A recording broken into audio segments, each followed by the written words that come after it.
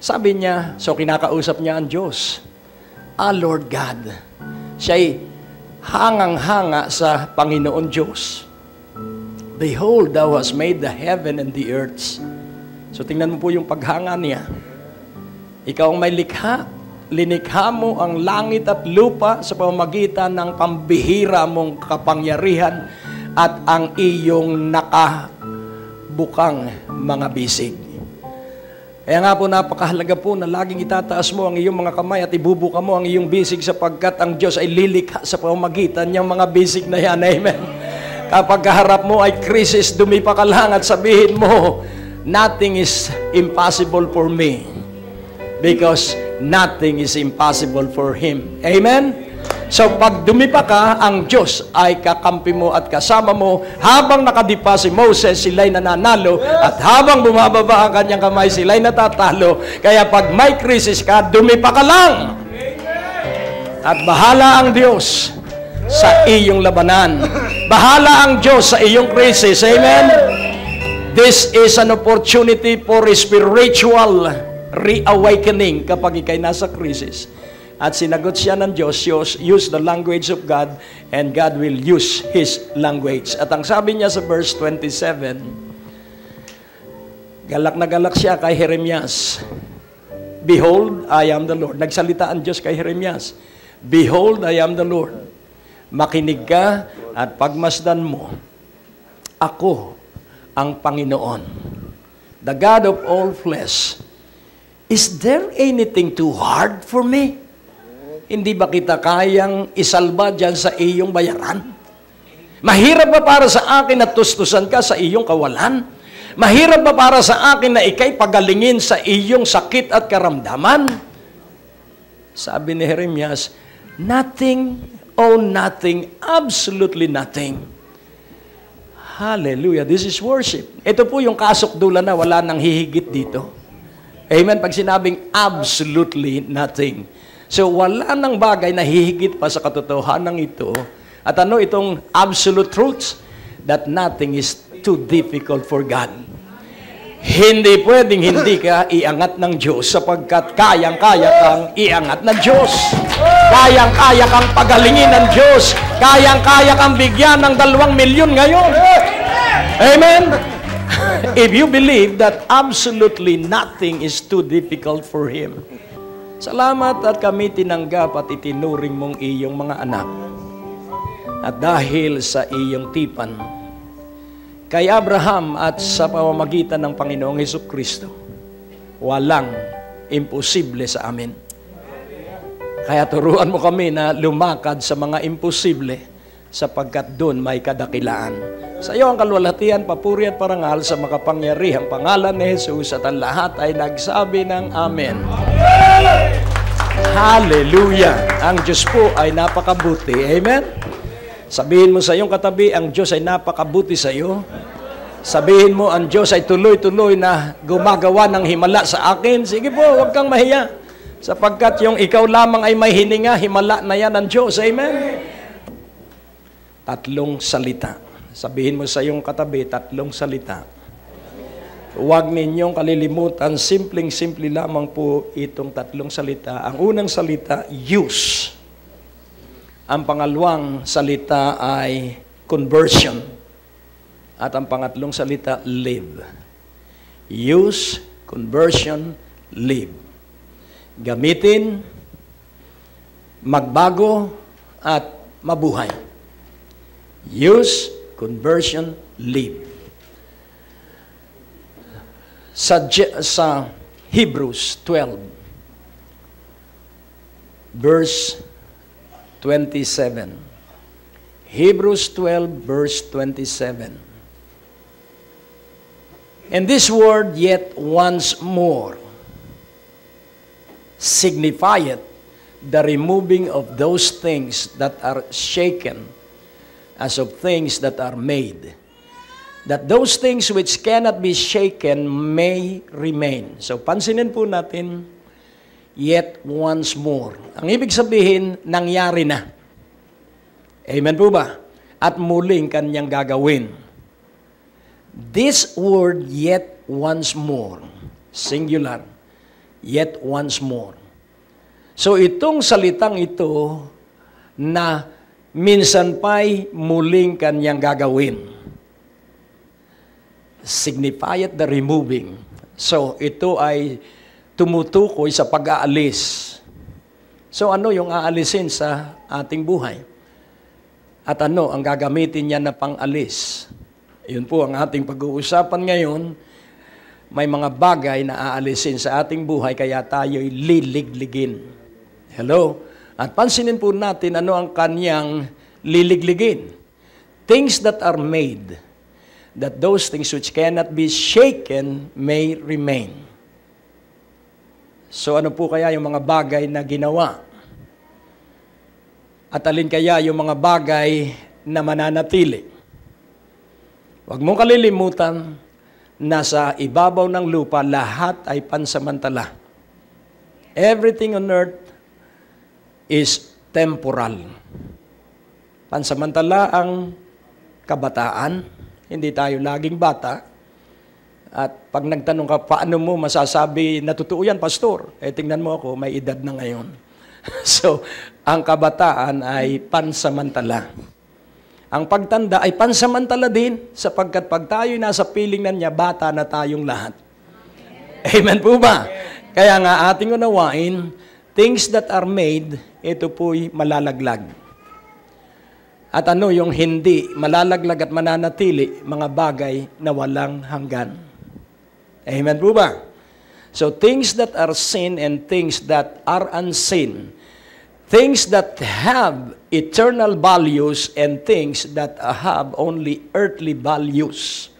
Kaya kailangan maging matalino at ikaw ay tumingin sa mga bagay na walang hanggan. Yung hindi nagtatapos. Ano ang bagay na walang hanggan? Ang Diyos ay hindi nagbabago. Amen po ba? Ang salita ng Diyos ay hindi nagbabago. Ang mga pangako ng Diyos ay hindi nagbabago. Kaya kapag ikaw ay lumipat sa pagtitiwala ng hustuhan ay sa Diyos at sa Kanyang salita at sa Kanyang mga pangako, magligligan man, ikaw ay mananatiling nakatayo. Amen. O, purihin ang Panginoon. Amen? Verse 28. Wherefore, we receiving a kingdom which cannot be shaken, be moved, let us have grace whereby we may serve God acceptably with reverence and godly fear. The wherefore and the whereby. Hallelujah. Pansinin po natin, wherefore we. So, ito po'y tumutukoy sa hinaharap. Amen po ba? Dahil yung for, F-O-R-E, ay tumutukoy sa hinaharap. Wherefore we receiving a kingdom. Kaya nga tayo natatanggap ng kaharian which cannot be moved. So, alin pa ang isang hindi mawawala, magligligan man ang kaharian? Hello? Amen. Let us have grace. Kaya tayo magkaroon ng grasya. Whereby we may serve God. So, paano natin paglilingkuran ng Diyos? By grace. And what is grace? Unmerited favor. A favor that you did not work for. Pabor na galing sa Diyos na hindi ka nagpagod. Because grace, if there is work, grace is in vain. And if work is with grace, then work is in vain. So whether work or grace, kailangang isa-isa lang. Kung grasya ang buhay mo, mabuhay ka sa grasya. Upang hindi ka madisgrasya. Live by grace so that you will not be disgraced.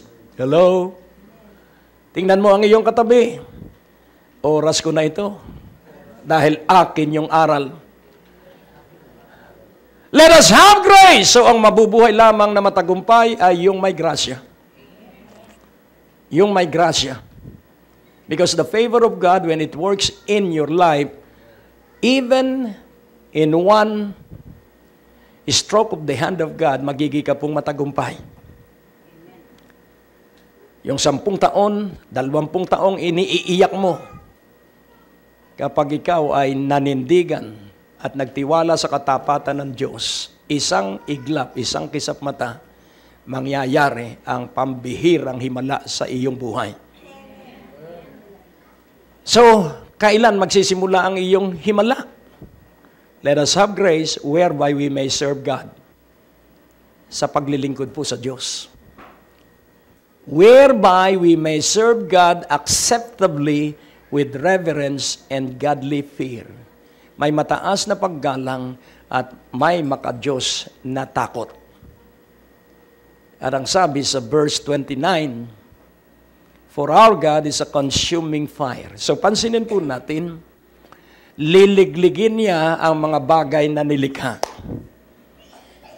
At mananatili ang mga bagay na hindi linikha. At pagkatapos, idaraan pa rin yung mga bagay na hindi nilikha sa apoy. Hallelujah. At ang apoy na gagamitin ng Diyos ay ang apoy ng krisis at ang apoy ng pagsubok. At ang nakatutupok na apoy ay ang apoy ng papuri ng tao. The dangerous fire is the praises of men.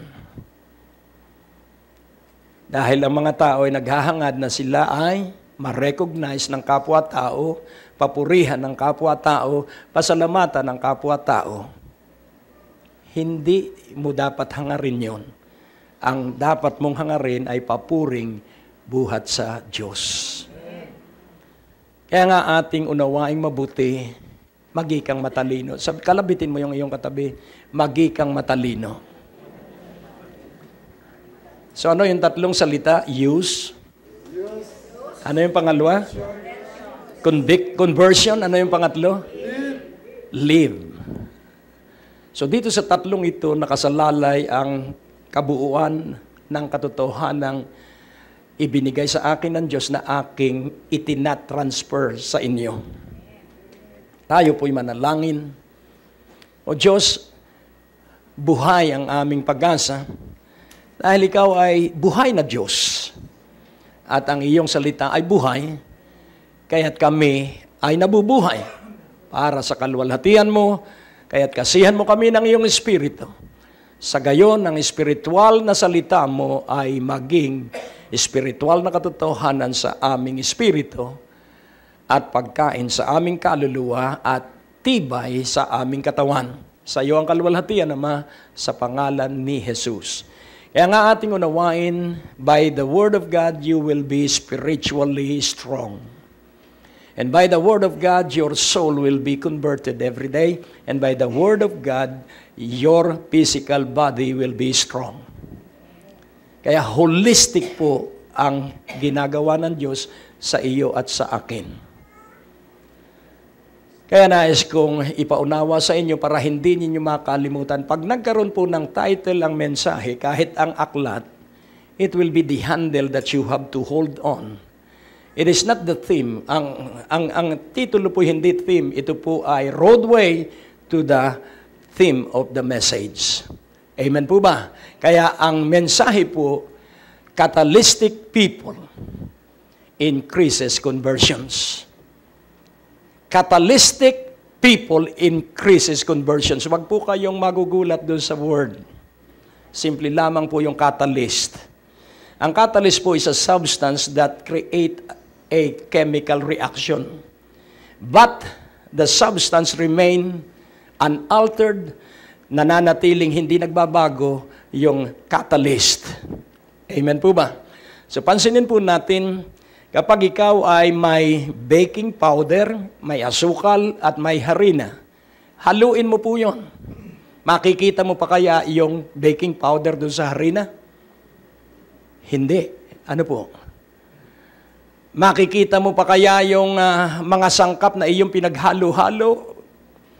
Pero kapag linagyan mo ito ng langis, mapapansin mo ba ang langis doon sa tatlong pinagsama-samang ingredients? Yes. E nais ko pong ipaunawa, sa daigdig po puro problema. Sa daigdig po puro krisis. Hello? Sabihin mo, I am a catalyst. Sabihin mo, I am a person of change. Through me, I will pray to God that He will bless me with wisdom that will change my world. So, sa pamamagitan ng kapangyarihan ng Diyos, ako'y dadalangin, Panginoon, babaguhin ko ang aking daigdig. Amen po ba?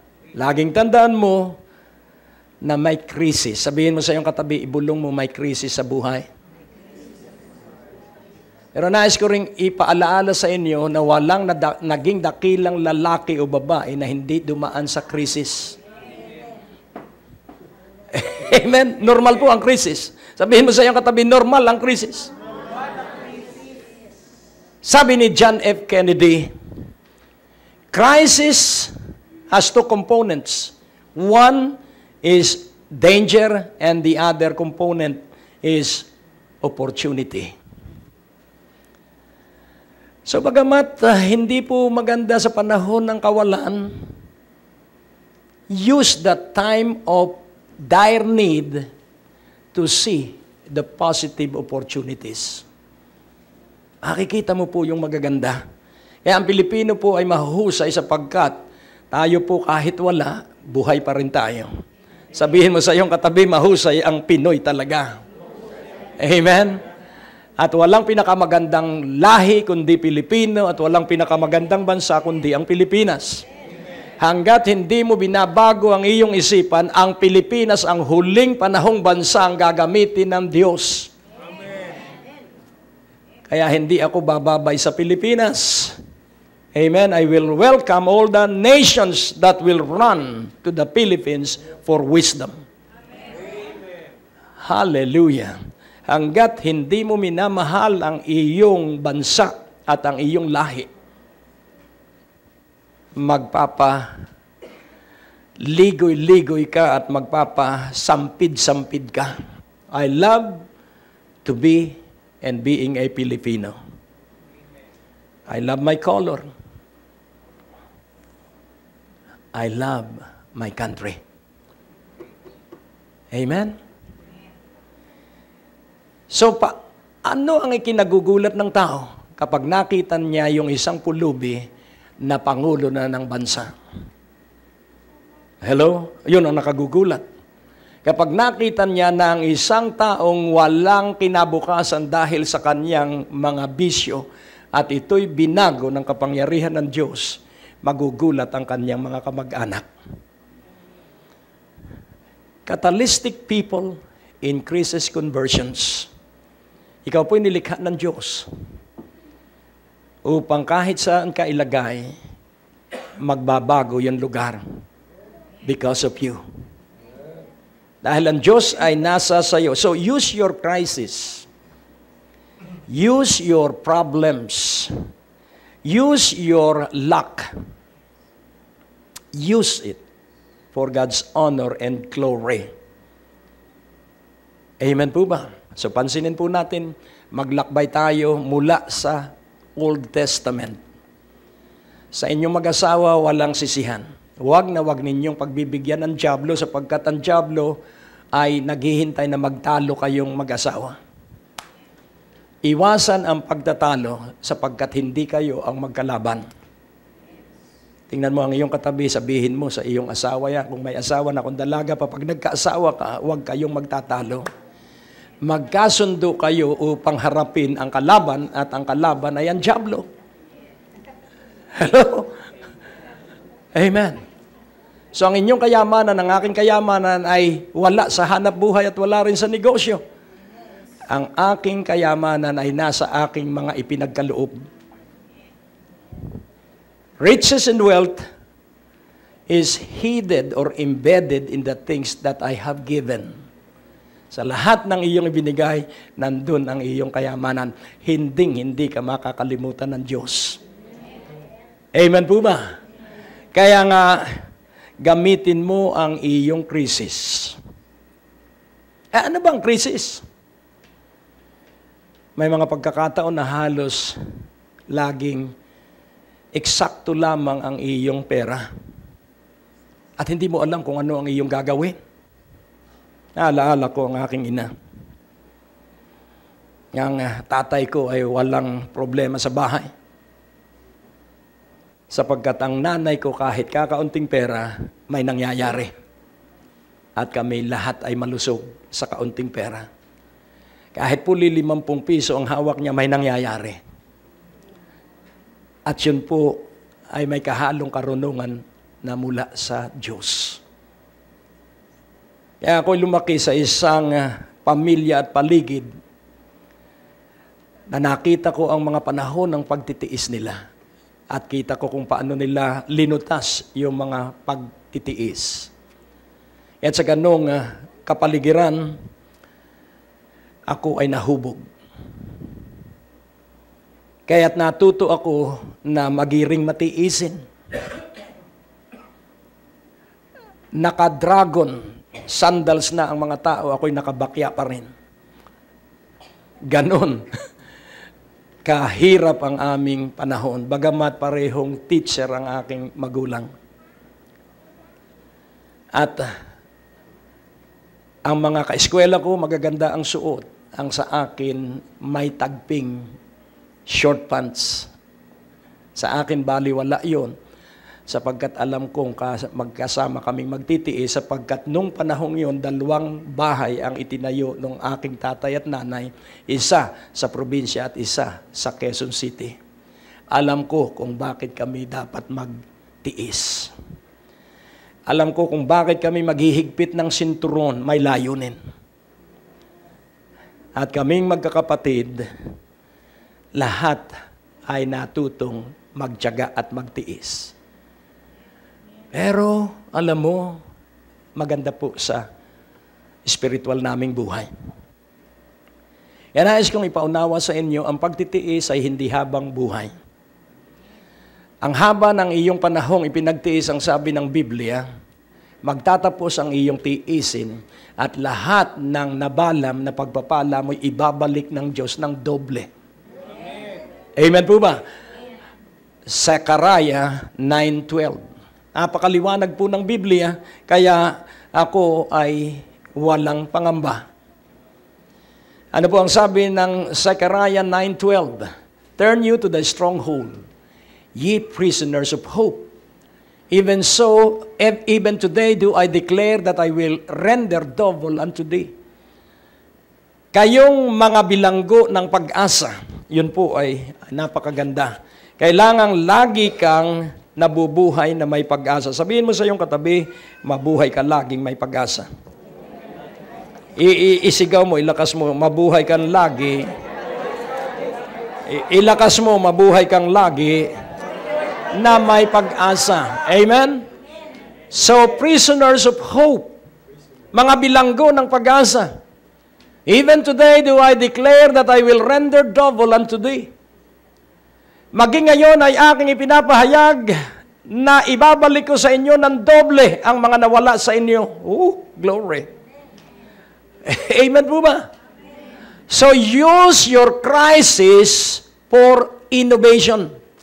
Gamitin mo ang iyong crisis para makalikha ka ng mga bagong disenyo ng mga bagay na kakailanganin ng maraming tao. Use the destructive crisis into constructive one. Amen po ba? Amen. Ang Diyos po talaga ay napakabuti, kaya ako ay buhay pa magpahanggang ngayon. Sabihin mo sa iyong katabi, napakabuti ng Diyos, kaya buhay pa ako hanggang ngayon. Anong sabi ng katabi mo? Anong sabi? Oo nga. Dahil sa kabutihan ng Diyos, kaya tayo'y buhay pa ngayon. Amen? Sa Job 22:22. So gamitin mo ang iyong pagsubok o krisis o suliranin para magamit mo yung magandang ginagawa ng Diyos. Receive, I pray thee, the law from His mouth and lay up His words in thine heart. Napakahalaga po ng iyong puso, napakahalaga po ng iyong isipan, at napakahalaga po ng iyong pagsasalita. Consider your heart. Siyasatin mo kung anong laman ng iyong puso, siyasatin mo ang laman ng iyong isipan, At sa laman ng iyong puso't isipan, dun manggagaling ang lahat ng iyong sasabihin. At ang lahat ng iyong sasabihin ay pararangalan ng Diyos. Kung ito ay pagpapala, ito ay gagawin ng Diyos sa iyo. Kung ito ay sumpa, ito ay pangyayarihin din sa iyo ng Diyos. Kaya, watch out on how and what you speak. Huwag kang magsasalita kapag ikaw ay walang pera. Manahimik ka lang. Sandali lang yan. Kapag may kirot ang iyong katawan, manahimik ka lang. Sandali lang yan. Sapagkat ang 1,000 taon sa tao ay katulad lamang ng maghapon sa Diyos. Amen po ba? Kaya kailangan mabuhay tayo sa salita. Kaya nga tanggapin ninyo ako ay nakikiusap. So receive, I pray thee. Yun po'y pakiusap. Receive, I pray thee, the law from His mouth. Tanggapin mo ang batas. Ako'y nakikiusap sa inyo, tanggapin mo ang batas na galing sa kanyang bibig. At iyong lay up His words. At iyong ilagay sa ang kanyang salita sa iyong puso. Saan nilalagay ang salita ng Diyos? Sa puso, hindi dito. At paano malalagay sa puso ang salita ng Diyos? Kapag iyong sinabuhay. Paano mo maunawaan ang salita ng Diyos kapag iyong isinaulo at binulay-bulay? At kapag naunawaan mo ang salita ng Diyos at iyong ginawa, ito'y maninirahan na sa iyong puso, hindi na ito aalis. Natapos na naman po ang ating palatuntunan at nais po naming makarinig mula sa inyo. Maaari po kayo sumulat sa PO Box 4135 Manila o mag-text sa mga numero na nakikita nyo sa ating screen o tumawag sa mga telepono na inyo pong nakikita din sa ating mga screen at handa po kaming makarinig mula sa inyo ng patotoo ng pagpapala at biyaya at tagumpay. At kung kayo po ay napagpala sa palatuntunan ito, maaari nyo pong ipadala ang inyong mga kaloob sa iba't ibang sangay ng Bangko de Oro sa buong Pilipinas at maihatid ang mabuting balita sa lahat ng panig ng bansang Pilipinas. At kung kayo po ay wala pang dinadaluhang panlingguhang gawain, inaanyayahan po namin kayo sa 2nd floor, Medicare Building, Ortigas Avenue, Green Hills, San Juan, alas 9:30 ng umaga at alas 4:30 ng hapon. Lahat po ay welcome sa gawain ito. At tuwing araw ng Biyernes, meron po tayong Night of Revival sa ganap na alas 6 ng gabi. Dito rin po sa Green Hills, San Juan. Magsama-sama tayo sa palatuntunan ito sa ganito rin pong oras at patuloy ninyong maranasan ang biyaya at kasapatan ng ating Panginoon, and it's always a great day to live.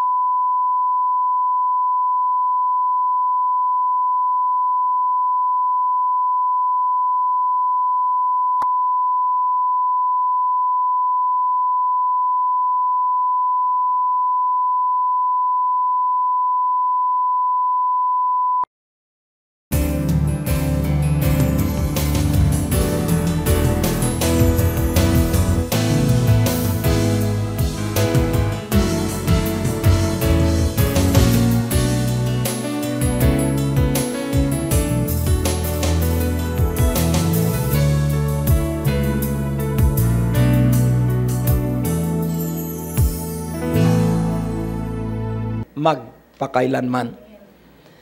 Kaya nga, nais kong iyong maunawaan na special ka sa Diyos. At dahil special ka sa Diyos, special ka rin sa krisis. Kapag sinabi mong special child, nasa Torrance kami sa LA at ako ay nakitira doon sa isang kababayan natin. At meron siyang anak na special child. At nakatutuwa siyang kausap.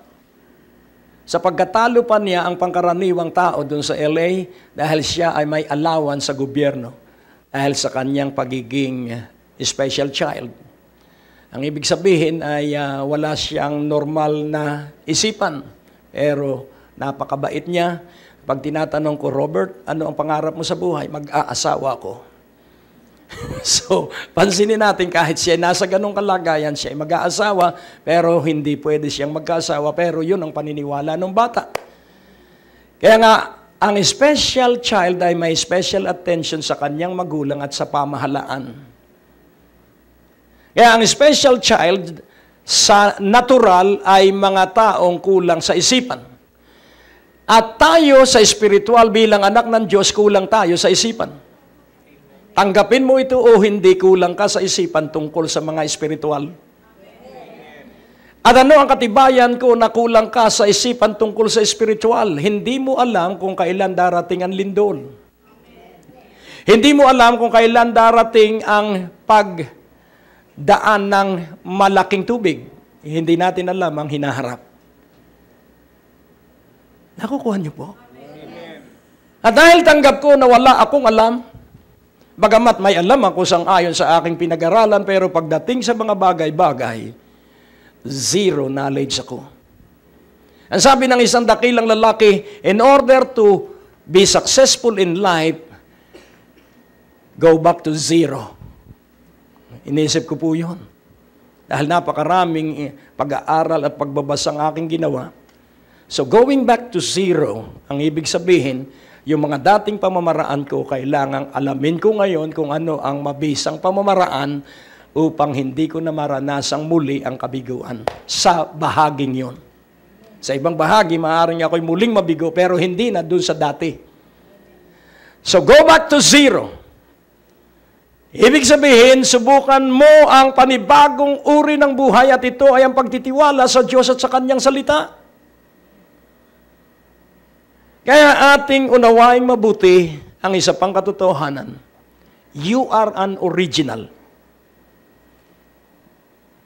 At maraming taong nakakulong because they are controlled by other people. Their decision on what courses they are going to take is dictated upon by other people. So, free yourself from that prison. Palayain mo ang iyong buhay dun sa bilangguang yun. At ikaw ay magkaroon ng personal na isipan kung ano ang pagkalikha sa iyo ng Diyos. Alamin mo na espesyal ka sa Diyos. Ikaw ay hinirang ng Diyos. At may gagawin ng Diyos na kung matutuklasan mo, ito'y hindi pa nangyayari sa buo mong buhay. Kaya napakahalaga na ikaw ay laging may pag-asa. Sa Romans 15:13, ipakikita ko sa inyo na ang bubuhay lamang sa atin ay pag-asa. Sabihin mo sa iyong katabi, ang bubuhay sa iyo ay pag-asa. Now the God of hope fill you with all joy and peace in believing. Ngayon, ang Diyos ng pag-asa ay punuin ka ng lahat ng galak at kapayapaan in believing. Na kahit na imposible ang iyong sitwasyon, hallelujah, kahit na meron kang foreclosure order, believe. Amen po ba? Believe na hindi mababawi o makukuha ang iyong house and lot. Believe na ang sinabi ng mga doktor na bilang na ang araw ng isang may sakit, believe the God of hope. That the God of hope will fill you with all joy and peace in believing. Keep on believing. So when you continue on believing, you will abound in hope.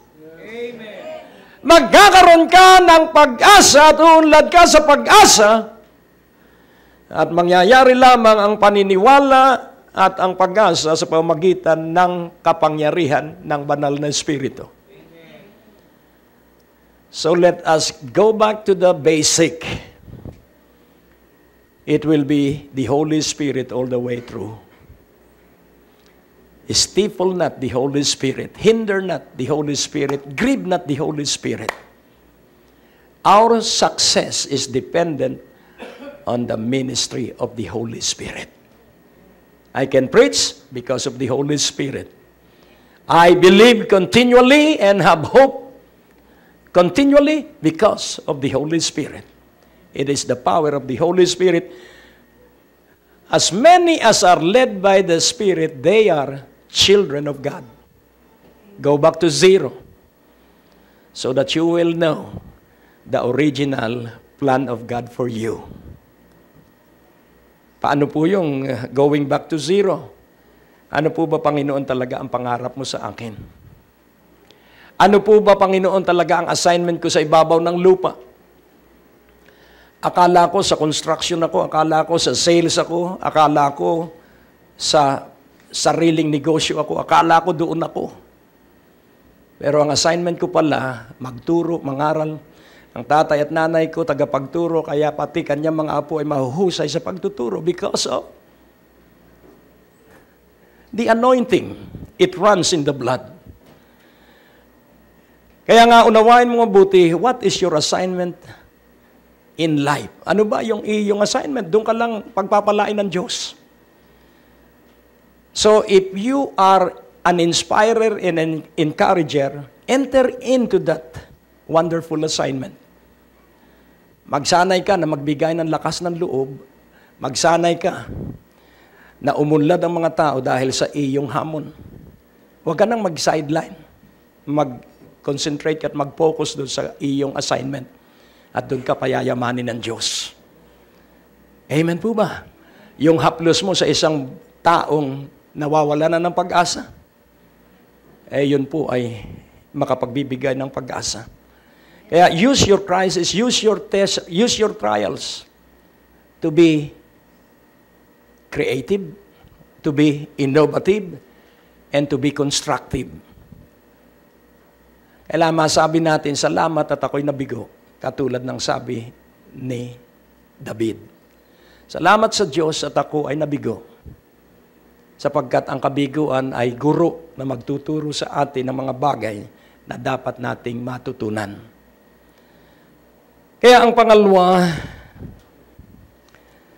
be converted to be Christ-like. So, ikaw po ay magbago at magikang katulad ng Panginoong Hesukristo. So, sino po ba ang iyon tinutularan? Si Hesukristo po ay napakahusay na karpintero. Si Hesukristo po ay napakahusay na doktor. Si Hesukristo po ay napakahusay gumawa ng himala. At maaaring sabihin mo si Hesukristo yun, paano ako? Ang sabi po ng Biblia, kung ikay sasampalataya, ang ginawa ni Hesukristo ay magagawa mo ng higit pa kaysa kanyang nagawa. Hello? Kaya nga kung ikaw rin lamang ay magsesentro sa buhay, sentruhin mo na ang Panginoong Hesukristo. Sabi nung isang aklat, at ang title nung aklat, Jesus in an overall. So, si Hesukristo na nakasuot ng kasuotan ng isang trabahador. Because Jesus came not to be served, Jesus came to serve. Kaya nga, unawain mong mabuti, Christ-likeness is this, that I am willing to be your servant. Are you willing to be servant to me? Praise God. So if we are all servants, ang laging iisipin mo ay kung paano mo matutulungan ang iyong kapatid. Amen po ba? If you have the spirit of servanthood, ang laging iniisip mo'y kabutihan ng iyong pinaglilingkuran. Sa daigdig, wala pong servanthood spirit. Sa daigdig, ang kanilang ginagawa ay para sa kanilang sarili.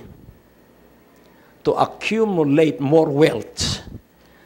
To garner more achievements. Pero at the end, baliwala po lahat yun. Sapagkat hindi na siya maaalaala kung sino siya. Yung lolo ng aking lolo, hindi ko nakilala. Kahit na ikwento pa na siya'y mabait o ano, hindi ko siya kilala.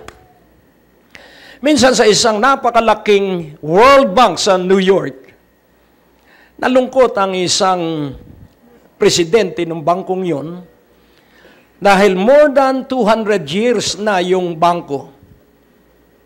At siya nag-research sa archive ng bangko at nakita niya yung founder ng bangko At tinanong niya ang mga employee niya doon sa bangkong yon, kilala niyo ba itong taong ito? At ang sabi ng mga empleyado, hindi po namin siya kilala. Hindi ninyo kilala, siya ang pundador ng bangkong ito. Sa kanyang panahon, siya ay iginagalang sa kanyang panahon. Marahil siya ay parang hari. Pero after several hundred years, wala nang nakakakilala sa kanya. Dahil ang tao po'y nakakalimot, pero hindi ang Diyos. Kaya ang maliliit mong ginawa sa kalwalhatian ng Diyos, laging maaalaala ng Diyos. Amen? At doon sa pag-alaala ng Diyos, doon kanya tutukuyin, at doon kanya pagpapalain, doon kanya pararangalan. Amen? Kaya kung magtatapat ka rin lang ay sa Diyos, at pagtapat ka sa Diyos, magiging tapat ka sa iyong asawa. Praise God. Amen?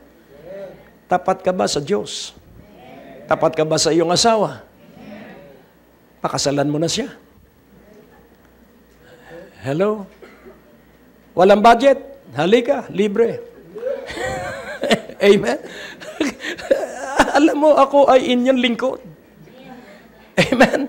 O, purihin ang Panginoon. Kaya nga, unawain mong mabuti, special ka sa Diyos. You are a special child to God. Amen? Oh, purihin ng Panginoon dahil special ka, pinagkakaabalahan ka ng buong langit. Glory.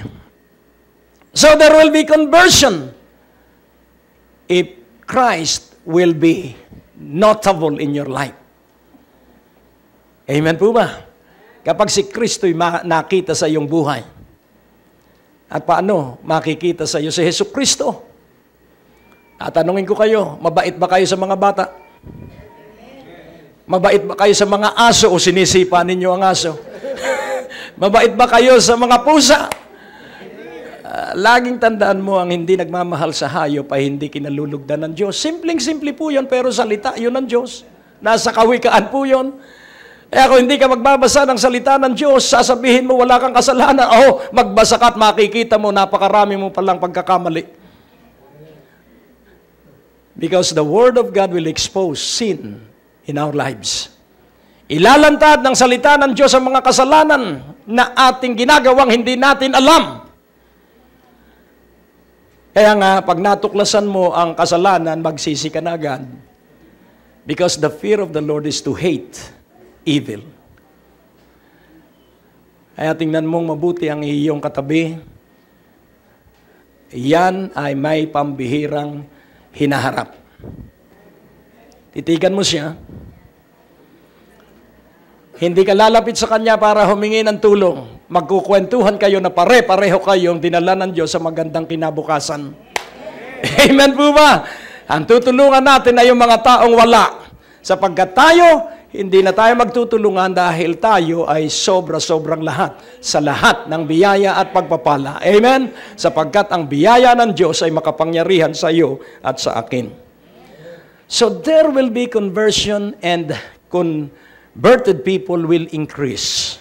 Saan ka man dalhin ng Diyos, magkakaroon ng pagbabago. Amen? Sapagkat ikaw ay katulad ni Kristo. Ang mga alagad ay hindi po pangkaraniwang mangingisda.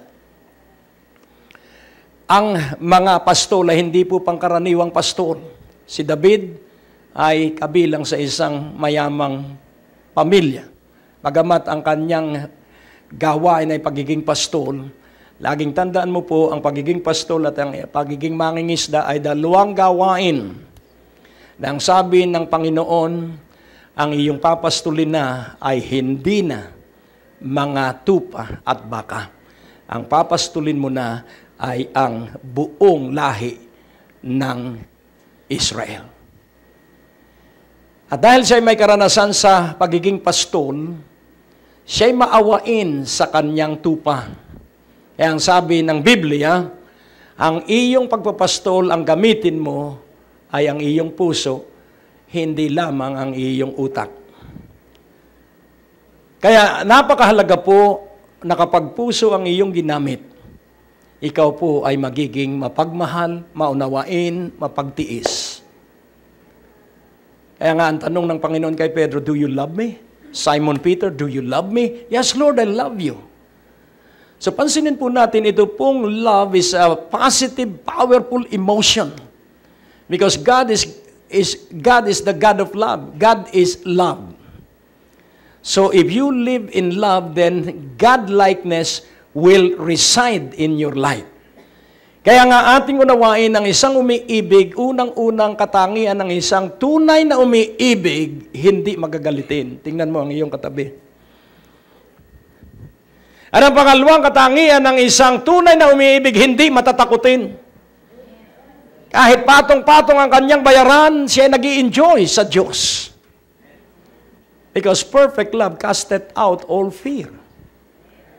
Bakit ka maaaburido doon sa malaki mong bayaran? Luhuran mo yung malaki mong bayaran. Hello? Amen? Luhuran mo ang iyong mga krisis. At isang araw, magugulat ka na lamang, the right people will come along. Magugulat ka na lamang at sila ay handang ikaw ay bigyan ng pera without string attached. Magugulat ka na lamang. Isang lalaki at siya ay naging isang powerful leadership conference speaker. At siya ay walang naalala sa kanyang nakaraan sapagkat sila'y nakatira sa isang kagubatan sa New York, sa state of New York. At sila'y napakahirap sapagkat ang kanilang pagkain lamang ay mga rabbit. Sa umaga ay rabbit, sa hapunan ay rabbit, at puro rabbit sila, kaya sila ay sawang-sawa na sa rabbit. Aywan ko kung ano ang lasa ng rabbit, pero ang sabi niya, tuwing Thanksgiving, ayaw na nila ng celebration of Thanksgiving sapagkat alam niya na frozen rabbit ang ihahanda ng kanyang nanay. At nung siya ay 8 years old, ang sabi niya, Diyos ko, Thanksgiving Day na naman. At nakikita nila sa telebisyon sa New York City, nagkakatuwaan, sobra-sobra ang turkey. Sobra-sobra ang kaginhawahan at kagalakan. At siya, lungkot na lungkot silang magkakapatid, rabbit na naman. At doon sa kanilang kalagayang yun, winter time, November, napakalamig doon sa kanilang lugar dahil kabundukan yung kanilang lugar. At nung araw ng Thanksgiving Day, ito po ang nagpabago sa kanyang puso na ang Diyos pala ay nakikinig. At may kumatok na isang lalaking hindi nila kilala at may dalang napakalaking regalo sa kanila. At hindi na nagpakilala yung lalaki, iniwan na lamang yung regalo. At nung magpapasalamat ang kanyang nanay, pagtingin niya sa harapan ng kanilang bahay, wala na. Alaala ko nung ako ay naglo-loan sa SSS para sa aming bahay. Ako'y nananalangin. At may tumapik sa aking napakaputing babae at ang sabi, Brad, tinugunan ng Diyos ang iyong kahilingan, magkakaroon ka na ng bahay. Sabi ko, sino itong aling ito? So paglingon ko sa kanya, hinanap ko siya at pasasalamatan ko siya, nawalang parang bula. Kaya ba'y naniniwalang may anghel pa sa ating panahon? Amen. Ako rin ay naniniwala. Amen? Yan, nais kong inyong maunawa ang mabuti.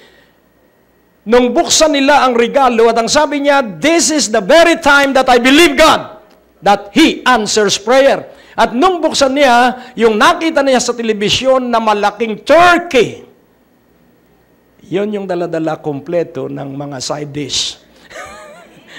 Sa kauna-unahang pagkakataon, ang sabi niya, naniwala ako sa Diyos na ang Diyos kahit sa kabundukan ay handang magpadala ng turkey. Hallelujah! So, live dependently on God. Mabuhay kang umaasa lamang ay sa Diyos. Amen! Hallelujah! O, purihin ang Panginoon. At hihinto dapat ang gawain sa prayer building natin, sa prayer mountain. Pero sabi ko, Lord, hindi kami hihinto, pero wala na pong pera.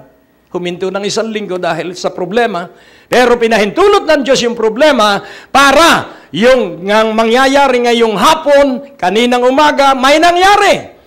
At yung tinanggap ni Sister Sally dahil siya ang ating treasurer, siya galak na galak sapagkat yung iniluhan niya sa Panginoon, yun yung halaga ng tseke na kanyang binilang. Ang Diyos po ay laging handang magpala sa takdang panahon. Kaya may pondo na uli ang building project natin sa Prayer Mountain, pero kailangan tayo ay magambagan pa rin. Amen? So ang Diyos po ay napakabuti. Kaya nais kong ipaunawa, magbabago ang iyong pamilya dahil kay Jesus na nasa iyo, magbabago ang inyong opisina dahil si Jesus ay nasa iyo, at magbabago ang iyong komunidad sapagkat si Jesus ay nasa iyo. Catalytic people increases conversions. So, use constructively your crisis, and then there will be conversion. First, you will be converted in your mind. And then as you are converted, then your loved ones will be converted as well. Kaya nga po, yan po'y palawak ng palawak, ang pagbabago po'y palawak ng palawak, sapagkat may nakikitang binago sa iyo. At ikay mabubuhay na umaasa lamang ay sa Diyos, sapagkat yun ang utos ng Diyos. Trust in God. Trust in God. Depend on God. Bow down your head. O Diyos, salamat sa katotohanang nasa iyong salita. At ito ay aming gagamitin. At ikaw ay aming luluwalhatiin. Parangal, papuri, at pagdakila sa banal at dakila mong pangalan. Sa pangalan ni Jesus at ang lahat ay nagsabi ng Amen. Praise God! Napakabuti po ng ating Panginoon. At tuloy-tuloy po ang ating construction progress, at nakikita nyo po sa aking likudan, ang unang palapag ay halos matatapos na, at sa mga ilang araw, ang second floor ay patuloy na rin pong maisasagawa at patuloy na matatapos ang pinapagawa ng Diyos na Prayer Mountain Building dito po sa Barangay Kamaysa, Tayabas, Quezon. Kaya po ang aming patuloy na hamon sa inyong lahat, ang inyong panalangin at pinansyal na kaloob na ipapadala sa gawain ito ay makakapag-agbag at makakapagdulot sa napakalaking epekto. Hindi lamang po dito po sa lugar na ito, kundi sa buong bansang Pilipinas. As the Bible says, my house will be called a house of prayer. Kaya po ang lugar na ito ay lugar ng dalanginan. Ang lugar na ito ay tahanan ng panalanginan, at kung saan ang mga matuwid ay dadalangin, ang inyong mga kahilingan ay tutugunin at tutup din ng ating Panginoon. Remember, with God, nothing is impossible. All things are possible with God to those who believe. Ako po'y mananalangin sa lahat po ng naaabot na tinig na ito. Kindly response quickly. Kailangan pong matapos na po natin ito sa kalagitnaan o sa pagtatapos ng Mayo 2012, at maranasan po natin ang kasapatan, biyaya, siksik, liglig at nag-uumapaw buhat sa ating Panginoon. At ako po'y mananalangin. O Diyos, aming Ama, marami pong salamat sa iyong kabutihan. Patuloy mo pong pagpalain ang lahat ng nakikinig at sumusubaybay sa palatuntunang ito. You have a promise. Those who obey will never lack any good thing. And those who give with a generous heart, kami po ay mag-harvest beyond our imagination, because you are the God who is able to do exceedingly abundantly above what we ask. Kaya continue to bless them. Allow them to experience miracle and healings in their lives. Panginoon, alam po namin na sa oras na ito, ikaw ay mahimalang kumikilos. Alam po namin na ikaw ay makapangyarihang Diyos. Kaya aming Ama, maraming salamat. The blessing of abundance, overflow, we receive it right now in Jesus' name. Amen. Marami pong salamat, at patuloy po naming inaasahan ang pagkilos ng Diyos, and always remember, it's always a great day to live. God bless you, and may you receive the abundance that comes from the Lord. May you have peace in Him, and may you experience the goodness of the Lord for the rest of your life. Maraming pong salamat, at pagpalain kayo ng ating Panginoon. Laging may biyayang kamangha-mangha ang ating Panginoong Diyos. Natapos na naman po ang ating palatuntunan, at nais po naming makarinig mula sa inyo. Maaari po kayo sumulat sa PO Box 4135 Manila, o mag-text sa mga numero na nakikita nyo sa ating screen o tumawag sa mga telepono na inyo pong nakikita din sa ating mga screen at handa po kaming makarinig mula sa inyo ng patotoo ng pagpapala at biyaya at tagumpay. At kung kayo po ay napagpala sa palatuntunang ito, maaari nyo pong ipadala ang inyong mga kaloob sa iba't ibang sangay ng Bangko de Oro sa buong Pilipinas at maihatid ang mabuting balita sa lahat ng panig ng bansang Pilipinas. At kung kayo po ay wala pang dinadaluhang panlingguhang gawain, inaanyayahan po namin kayo sa second floor, Medicor Building, Ortigas Avenue, Green Hills, San Juan, alas 9:30 ng umaga at alas 4:30 ng hapon. Lahat po ay welcome sa gawain ito. At tuwing araw ng Biyernes, meron po tayong Night of Revival sa ganap na alas 6 ng gabi dito rin po sa Green Hills, San Juan. Magsama-sama tayo sa palatuntunan ito sa ganito rin pong oras at patuloy ninyong maranasan ang biyaya at kasapatan ng ating Panginoon, and it's always a great day to live.